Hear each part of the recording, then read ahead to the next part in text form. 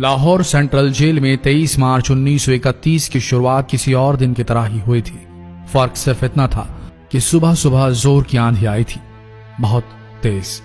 लेकिन जेल के कैदियों को थोड़ा अजीब सा लगा जब 4 बजे ही वार्डन चरत सिंह ने उनसे आकर कहा कि वो अपनी अपनी कोठरियों में चले जाएं। उन्होंने कारण नहीं बताया था। उनके मुंह से सिर्फ ये निकला कि आदेश ऊपर से है। अभी कैदी सोच ही रहे थे कि माजरा क्या है। जेल का नाई बरकत हर कमरे के सामने फुसफुसाते हुए गुजरा कि आज रात भगत सिंह, राजगुरु और सुखदेव को फांसी दी जाने वाली है। उस क्षण की निश्चिंता ने उनको झकझोर कर रख दिया। कैदियों ने बरकत से मनुहार की कि वो फांसी के बाद भगत सिंह की कोई भी चीज जैसे पेन, कंघा या घड़ी उन्हें ला कर दें ताकि वो अपने पोते पोतियों को बता सकें कि कभी वो भी भगत सिंह के साथ जेल में बंद थे। बरकत भगत सिंह की कोठरी में गया और वहां से उनका पेन और कंघा ले आया। सारे कैदियों में होड़ लग गई कि किसका उस पर अधिकार हो। आखिर में ड्रॉ निकाला गया, लाहौर कॉन्स्पिरेसी केस। अब सब कैदी चुप हो चले थे।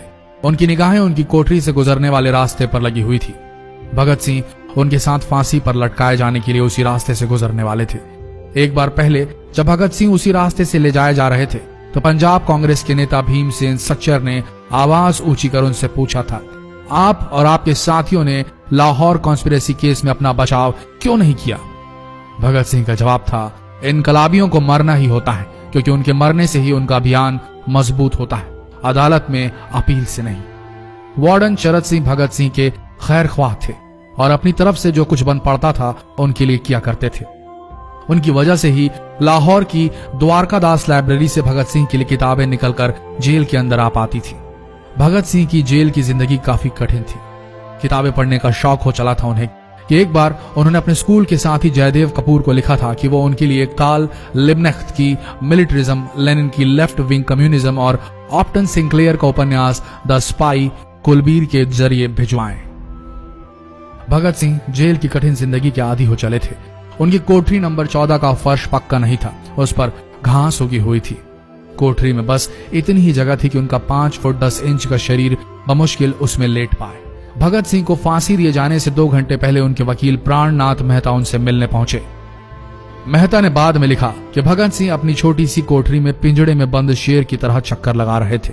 इनकलाब जिंदाबाद। उन्होंने मुस्कुराकर मेहता को स्वागत किया और पूछा कि आप मेरी किताब रिवोल्यूशनरी लेनिन लाए या नहीं। जब मेहता ने उन्हें किताब दी तो वे उसे उसी समय पढ़ने लगे मानो उनके पास अब ज्यादा समय न बचा। मेहता ने उनसे पूछा कि क्या आप देश को कोई संदेश देना चाहेंगे। भगत सिंह ने किताब से अपना मुंह हटाए बगैर कहा, सिर्फ 2 संदेश, साम्राज्यवाद मुर्दाबाद और इनकलाब जिंदाबाद। इसके बाद भगत सिंह ने मेहता से कहा कि वो पंडित नेहरू और सुभाष चंद्र बोस को मेरा धन्यवाद पहुंचा दे जिन्होंने मेरे केस में गहरी रुचि ली थी। भगत सिंह से मिलने के बाद मेहता राजगुरु से मिलने उनकी कोठरी पहुंचे।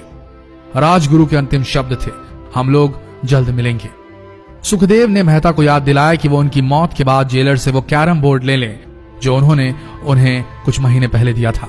मेहता के जाने के थोड़ी देर बाद जेल अधिकारियों ने तीनों क्रांतिकारियों को बता दिया कि उनको वक्त से 12 घंटे पहले ही फांसी दी जा रही है। अगले दिन सुबह 6 बजे की बजाय उन्हें उसी शाम 7 बजे फांसी पर चढ़ा दिया जाएगा। भगत सिंह मेहता द्वारा दी गई किताब के कुछ पन्ने ही पढ़ पाए थे। उनके मुंह से निकला, क्या आप मुझे इस किताब का एक अध्याय भी खत्म करने नहीं देंगे?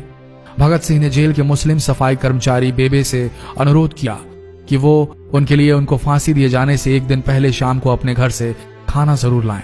लेकिन बेबे भगत सिंह की इच्छा पूरी नहीं कर सके क्योंकि भगत सिंह को 12 घंटे पहले फांसी देने का फैसला ले लिया गया और बेबे जेल के गेट के अंदर ही नहीं घुस पाए। थोड़ी देर बाद तीनों क्रांतिकारियों को फांसी की तैयारी के लिए उनकी कोठरियों से बाहर निकाला गया। भगत सिंह, राजगुरु और सुखदेव ने अपने हाथ जोड़े और अपना प्रिय आजादी गीत गाने लगे। कभी वो दिन भी आएगा कि जब आजाद होंगे हम, या अपनी ही जमीन होगी या अपना आसमान होगा। फिर इन तीनों का एक एक करके वजन लिया गया। सबके वजन बढ़ गए थे। इन सब से कहा गया कि अपना आखिरी स्नान करें। फिर उनको काले कपड़े पहनाए गए लेकिन उनके चेहरे खुले रहने दिए गए। चरत सिंह ने भगत सिंह के कान में फुसफुसा कर कहा कि वाहे गुरु को याद करो। फांसी का तख्ता भगत सिंह लिए बोले, पूरी जिंदगी मैंने ईश्वर को याद नहीं किया। असल में मैंने कई बार गरीबों के कलेश के लिए ईश्वर को कोसा भी है। अगर मैं अब उनसे माफी मांग लूं तो वो कहेंगे कि इससे बड़ा डरपोक कोई नहीं। इसका अंत नजदीक आ रहा है, इसलिए ये माफी मांग रहा है। जैसे ही जेल की घड़ी ने 6 बजाया, कैदियों ने दूर से आती कुछ पद चांपें सुनी। उनके साथ भारी बूटों के जमीन पर पड़ने की आवाजें भी आ रही थी। साथ में एक गाने का भी दबा स्वर सुनाई दे रहा था, सरफरोशी की तमन्ना अब हमारे दिल में है। सभी को अचानक जोर जोर से इनकलाब जिंदाबाद और हिंदुस्तान आजाद हो के नारे सुनाई देने लगे। फांसी का तख्ता पुराना था, लेकिन फांसी देने वाला काफी तंदुरुस्त। फांसी देने के लिए मसीह जल्लाद को लाहौर के पास शाहदरा से बुलवाया गया था। भगत सिंह इन तीनों के बीच में खड़े थे। भगत सिंह अपनी मां को दिया गया वो वचन पूरा करना चाहते थे कि वो फांसी के तख्ते से इनकलाब जिंदाबाद का नारा लगाएंगे। लाहौर जिला कांग्रेस के सचिव पिंडी दास सोंधी का घर लाहौर सेंट्रल जेल से बिल्कुल लगा हुआ था। भगत सिंह ने इतनी जोर से इनकलाब जिंदाबाद का नारा लगाया कि उनकी आवाज सोंधी के घर तक सुनाई दी। उनकी आवाज सुनते ही जेल के दूसरे कैदी भी नारे लगाने लगे। तीनों युवा क्रांतिकारियों के गले में फांसी की रस्सी डाल दी गई, उनके हाथ और पैर बांध दिए गए। तभी जल्लाद ने पूछा, सबसे पहले कौन जाएगा? सुखदेव ने सबसे पहले फांसी पर लटकने की हामी भरी। जल्लाद ने एक एक कर रस्सियां खींची और उनके पैरों के नीचे लगे तख्तों को पैर मारकर हटा दिया। काफी देर तक उनके शव तख्तों से लटकते रहे। अंत में उन्हें नीचे उतारा गया और वहां मौजूद डॉक्टरों लेफ्टिनेंट कर्नल जे नेल्सन और लेफ्टिनेंट कर्नल NS सोंधी ने उन्हें मृत घोषित किया। एक जेल अधिकारी पर फांसी का इतना असर हुआ कि जब उससे कहा गया कि वो मृतकों की पहचान करें तो उसने ऐसा करने से इनकार कर दिया। उसे उसी जगह पर निलंबित कर दिया गया अंग्रेजों द्वारा।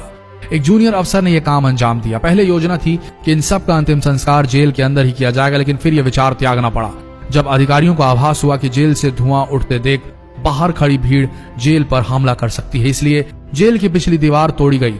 उसी रास्ते से ट्रक जेल के अंदर लाया गया और उस पर बहुत अपमानजनक तरीके से उन शवों को एक सामान की तरह लाद दिया गया। पहले तय हुआ था कि उनका अंतिम संस्कार रावी के तट पर किया जाएगा, लेकिन रावी में पानी बहुत ही कम था, इसलिए सतलज के किनारे शवों को जलाने का फैसला लिया गया। उनके पार्थिव शरीर को फिरोजपुर के पास सतलज के किनारे लाया गया। तब तक रात के 10 बज चुके थे। इस बीच उप पुलिस अधीक्षक कसूर सुदर्शन सिंह कसूर गांव से एक पुजारी जगदीश अचरज को बुला लाए। अभी उनमें आग लगाई ही गई थी कि लोगों को इसके बारे में पता चल गया। जैसे ही ब्रितानी सैनिकों ने लोगों को अपनी तरफ आते देखा, वो शवों को वहीं छोड़कर अपने वाहनों की तरफ भागे। सारी रात गांव के लोगों ने उन शवों के चारों ओर पहरा दिया। अगले दिन दोपहर के आसपास जिला मजिस्ट्रेट की दस्तखत के साथ लाहौर के कई इलाकों में नोटिस चिपकाया गया, जिसमें बताया गया कि भगत सिंह, सुखदेव और राजगुरु का सतलज के किनारे हिंदू सिख रीति से अंतिम संस्कार कर दिया गया है। तो ये थे भगत सिंह की जिंदगी के वो 12 आखिरी घंटे। आशा करते हैं इस वीडियो में सुनाई गई ये कहानी आज युवा पीढ़ी के दिलों में मर चुके देशभक्ति को जगाने में कामयाब होंगे। जितना हो सके इस संदेश को पूरे देश में पहुंचाएं। इस वीडियो को शेयर करें फेसबुक पर, व्हाट्सएप पर, और हो सके तो इस पेज को फॉलो करें ताकि ऐसे ही वीडियोस आप तक सही समय पर पहुंच सके। मिलते हैं अगले वीडियो में, तब तक के लिए आप सबका धन्यवाद।